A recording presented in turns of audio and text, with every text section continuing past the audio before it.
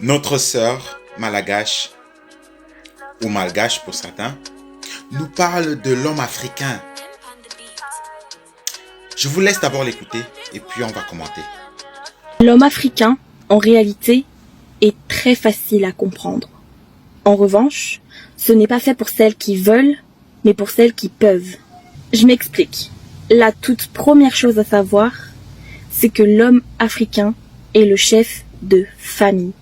Cela n'est pas discutable, cela n'est pas contestable, c'est la culture qui fait ça. Soit tu l'acceptes, soit tu l'acceptes pas. Tu ne pourras jamais changer ça.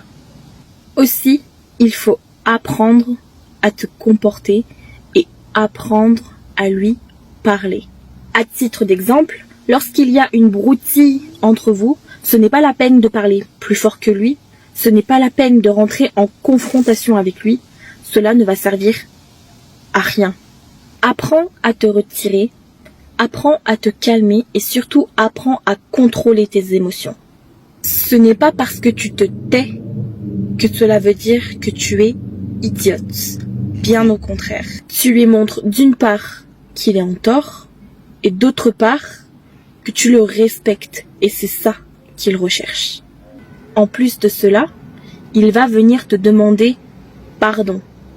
Il ne va pas te le dire explicitement, évidemment, ça reste un homme africain. En revanche, il va te le montrer. Je vais être très honnête avec vous. Si vous cherchez l'égalité, si vous cherchez la justice dans une relation avec un homme africain, je vous arrête tout de suite en vous disant que vous vous trompez de bord.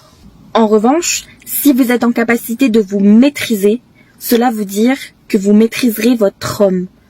Autrement dit, il sera capable de tout vous donner et de tout faire pour vous. Pourquoi ? Parce que vous avez du respect pour lui. Parce que vous avez de la considération pour lui. Encore une fois, l'homme africain n'est pas fait pour celles qui veulent, mais pour celles qui peuvent. Retenez bien ça. Un peu, hein. Voilà, notre sœur nous a parlé. Je peux l'appeler sœur, hein, parce qu'elle est malgache ou malgache, dépendamment de comment vous le prononcez. Il y en a qui prononcent les deux. L'homme africain est un bébé éternel. Mais il faut savoir le prendre. Je parlais récemment à la femme africaine et j'avais tenu à expliquer à la femme africaine que c'est elle qui est le temple originel. C'est elle qui est le temple dans lequel l'homme a été créé avec grand H. Ce que je tenais à vous faire comprendre par cette vidéo, c'était que en Occident surtout, les couples africains se séparent toujours. Parfois, c'est parce que, malheureusement, après 1, 2, 3 enfants, la femme trouve que l'homme encombre déjà et elle le fout à la porte pour jouir des allocations familiales, etc., etc., etc.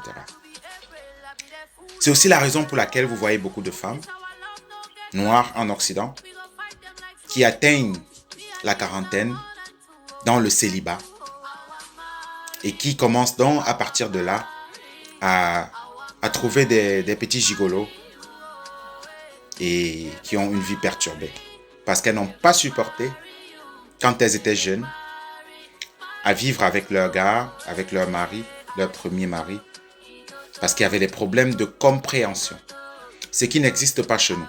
Beaucoup pensent que c'est parce que les femmes n'ont pas assez de droits chez nous, mais je pense que c'est autre chose, c'est un problème culturel. Apprenez à comprendre vos hommes.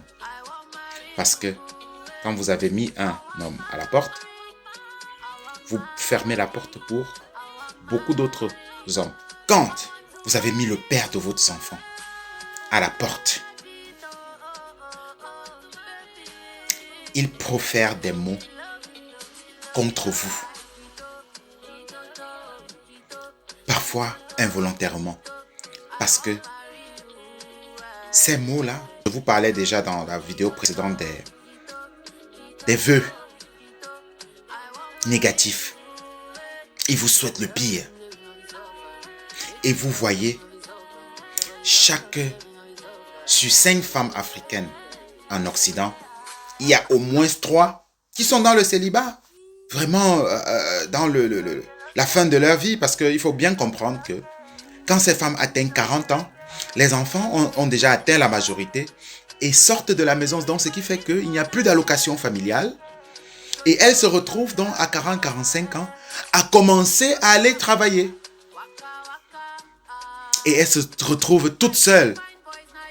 C'est toujours elles qui vont donc en Afrique chercher des gigolos qu'elles ramènent, qui viennent dès qu'ils ont les papiers, ils décalent. Parce qu'il y a des sorts qui leur ont été jetés, proférés par la parole.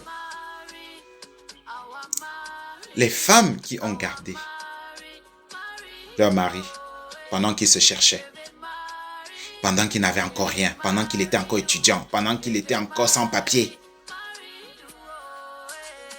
elles sont bénies. Elles sont bénies parce qu'elles ont appris à comprendre l'homme. À comprendre que quand l'homme est en position de faiblesse, il faut le soutenir. C'est vrai qu'il y a aussi des exemples des hommes qui ont été soutenus, qui partent quand même. Mais ce n'est pas de la même façon. Ils continuent à s'occuper. Concluons cette vidéo parce que ça fait un bout que je voulais parler de cette thématique.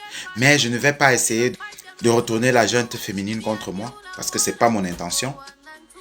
Je tenais juste à dire que généralement en Occident, les femmes africaines ont un problème particulier avec les hommes africains. Surtout quand elles ont connu des hommes caucasiens, des hommes blancs. Ils ont une autre culture, donc ils ont une autre manière de se comporter, voilà. L'homme africain est imprévisible, voilà. Mais c'est notre culture, on se connaît. Donc, il y a toujours des conflits parce que la femme veut être au même pied d'égalité que l'homme. Si tu sors, je sors. Si tu fais ça, je fais ça. Et ça engendre des conflits interminables qui les poussent à se séparer. Et quand il y a séparation entre un homme noir, un jeune homme noir et une jeune femme noire en Occident, c'est toujours l'homme qui en souffre. C'est généralement l'homme qui en souffre. Il se retrouve en train de payer des allocations pendant 18 ans, 20 ans. Et parfois, elle les empêche même de voir les enfants. C'est sur ce pan que je voulais vraiment attirer notre attention. Nous devons savoir que les seuls êtres avec qui nous pouvons mieux se mettre et mieux se comprendre, ce sont nos sœurs, ce sont nos frères à nous, ce sont nos sœurs à nous. Apprenons à se comprendre, apprenons à garder notre culture. Essayons de retourner à la source parce que vous allez voir que toutes ces personnes qui sont dans ces problématiques sont religieuses. J'espère que vous m'avez compris et on va se retrouver dans les commentaires. Haché, haché, haché.